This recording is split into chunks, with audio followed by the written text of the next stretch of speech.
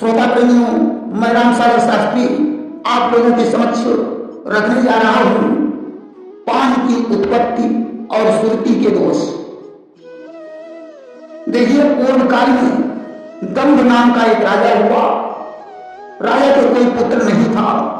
एक दिन ऐसा भी आ गया कि राजा कुष्ठ रोग का शिकार हो गया। अब तो उसके शत्रुओं को मौका मिल गया। उन्होंने राजा पर आक्रमण करके उसका राज्य छीन लिया।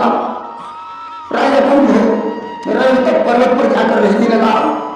वहां भी चोरों और लुटेरों ने पहुंचकर जो कुछ उसके पास बचा था उसे छीन लिया। अब तो राजा और दुखी हो गया। अचानक उसे देवर्षि नारद जी के दर्शन हो गए। उस दिन एकादशी तिथि थी। नारद जी तीर्थ यात्रा के लिए जा रहे थे। आज नारद को देखकर राजा ने उनके चरण में प्रणाम किया और कहने लगा, मंगर, मैं कुष्ठ रोग का शिकार हो गया हूं। मेरा राज्य शत्रुओं ने छीन लिया है। मैं यहां आया तो लुटेरों ने मुझे लूट लिया। हाथी, घोड़े, रथ, खजाना और स्त्रियों को लुटेरों ने लूट लिया। मैंने इस जन्म में तो कोई ऐसा पाप नहीं किया। पूर्व जन्म में मैंने ऐसा कौन सा पाप किया है जिससे मेरी ये दुर्दशा हुई है। नारद जी ने अपनी दिव्य दृष्टि से देखकर कहा, राजन, पूर्व जन्म में तुमने कोई दुष्कर्म नहीं किया है। दंभ ने कहा, मंगर, अगर मैंने पूर्व जन्म में कोई पाप नहीं किया है तो इस जन्म में किया होगा, परंतु मुझे याद ही नहीं आ रहा है कि आखिर मैंने कौन सा पाप किया है। अरे, जिसकी लक्ष्मी चली जाए वह मनुष्य मृतक तुल्य है। जिस राज्य में कोई राजा नहीं हो वह राज्य मृतक तुल्य है। जो दान वेदन के ब्राह्मण को नहीं दिया गया वह दान मृतक तुल्य है। जिस यज्ञ में ब्राह्मण को दक्षिणा नहीं दिया गया वह यज्ञ मृतक तुल्य है। जब मनुष्य का धन नष्ट हो जाता है तो भाई बंधु सब विमुख हो जाते हैं। धन होने पर कुलीन ब्राह्मण भी कुलीन बन जाता है। निर्धन होने पर विद्वान को भी लोग मूर्ख समझते हैं। राजा से नारद जी ने कहा, राजन, मैं तुम्हें पुनः राज्य प्राप्त होने का उपाय बताता हूं। तुम्हारे राज्य में हाटकेश्वर नामक पुण्य तीर्थ है, जहां पापों का नाश करने वाला शंख तीर्थ है।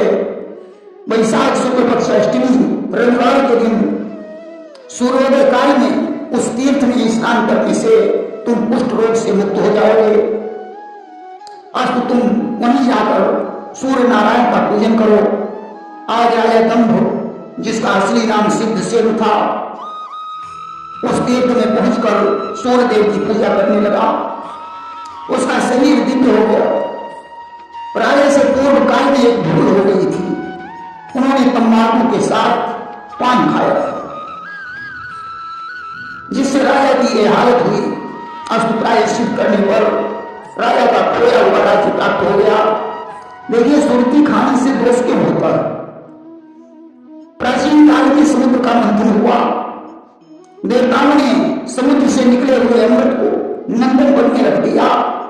वहीं ऐरावत हाथी को एक खंभे से बांधा गया। ऐरावत उस अमृत की सुगंध ले रहा था। एक दिन अमृत कलश से एक लता उत्पन्न हुई। वह ऐरावत के खंभे पर चढ़ गई। देवता लोग उस लता के पत्र को तोड़कर मुख शुद्धि के लिए खाने लगे। धन्वंतर वैद्य ने उस लता को देखकर कहा, यह हाथी के बल्ली पर फैली है, इसलिए इसे नागबल्ली कहा जाएगा। यह उद्दीपन करने वाली होगी। धन्वंतर ने चूना सुपारी इकट्ठा लगाकर इंद्रादि देवताओं को खिलाया। इंद्र ने धन्वंतर से वरदान मांगने को कहा।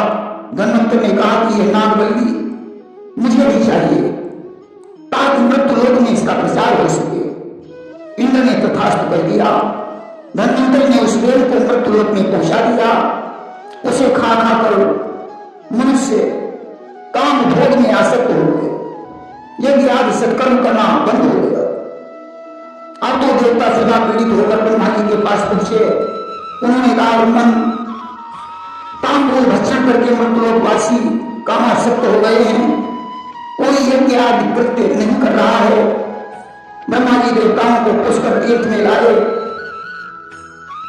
उस समय दरिद्रता ने आकर ब्रह्मा जी को प्रणाम किया और कहा, ब्रह्मन, मैं तो ब्राह्मणों के घर में व्रत उपवास करते करते ऊब गया हूं। अब मुझे रहने के लिए कोई अच्छा घर बताइए जहां मेरा पेट भर सके। ब्रह्मा जी ने कहा, तुम सूर्ण पत्र यानी सुरती में निवास करो, पान के अग्रभाग में पत्नी के सहित निवास करो, उसके डंठल में पुत्र के सहित निवास करो, रात में तुम पान के अग्रभाग, डंठल और तथ्य में निवास करो। इस प्रकार धनवानों के यहां छिद्र उत्पन्न करने के लिए दरिद्रता के 4 स्थल हो गए। इसीलिए पान का अग्रभाग और डंठल तोड़ दिया जाता है। पान में तंबाकू नहीं डालनी चाहिए और रात में पान इसीलिए नहीं खाना चाहिए कि उसमें कत्थे में दरिद्रता का निवास होता है। देखिए, स्कंद पुराण में 4 प्रकार के लोगों का जीवन व्यर्थ बताया गया है। नंबर 1, ये कुपुत्र बनकर उत्पन्न हुआ है, उसका जीवन व्यर्थ है। नंबर 2, जो धर्म से बहिष्कृत है, उसका जीवन व्यर्थ है। नंबर 3, जो परदेशी बनकर जी रहा है, उसका जीवन व्यर्थ है। नंबर 4, जो सदैव स्त्री में आसक्ति रखता है, उसका जीवन व्यर्थ है। देखिए, 4 प्रकार के लोगों का जीवन सार्थक है। नंबर 1, जो सुपुत्र बनकर पैदा हुआ है। नंबर 2, जो धर्म में तत्पर है। नंबर 3, जो परदेशी नहीं है। नंबर 4, जो पर स्त्री लंपट नहीं है। 16 प्रकार के दान बताए गए हैं। गाय, सोना, चांदी, रत्न, विद्या, तिल, कन्या, हाथी, घोड़ा, सैया, वस्त्र, भूमि, अन्न, दूध, शस्त्र और आवश्यक सामग्रियां। दान के विषय में लिखा है कि जो दूसरे के यहां भोजन करता है, उसका दान देना निष्फल है। जो पर स्त्री लंपट है, उसका दान देना निष्फल है। जो एक बार इनकार करने के बाद दान देता है, उसका दान देना निष्फल है।